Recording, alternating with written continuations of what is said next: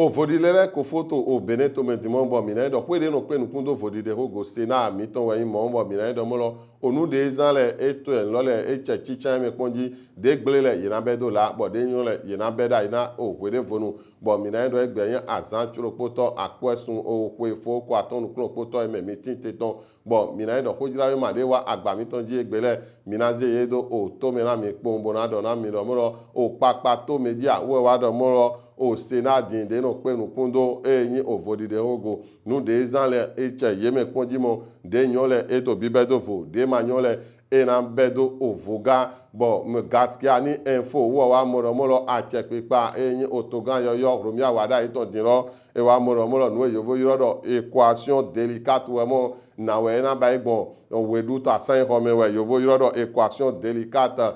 nyama je asan yana je o tan no ji na we wada ina ba igbon me yo din wo yun de na ba igbon mo o daga mi do mi ton wo yun ro mo din o emi na gbobojo ogodo do ye do ne to sen do gbasa mi ton ro mo nu yin roku wo ton irrecevable we pombo o fraternité o wa do fraternellement we ye do nunu na o ho de do o daga mi do mi ton te matin libre wo wa do ya din mo lo o se ya 12e arrondissement wo ma to libre mo o je o gangodo mo o Samuel Akindes eje o gangodo bo minamo l'informateur wo wa mo din mo lo o nu epan ta eyin o mi do mi ton dagan sin ho de ze so yi o yin o sen dodo gbasa mi ton ko trancher yo wo do mo bo minamo ro la quatre vérités wo wa mo din mo lo nu e ba senate boroto eyin nu ton le mi gbeje pon o nu dagbe we bo minawa mo lo la nouvelle tribune wo wa do hodo nu eyin o trève goto o to mi ton me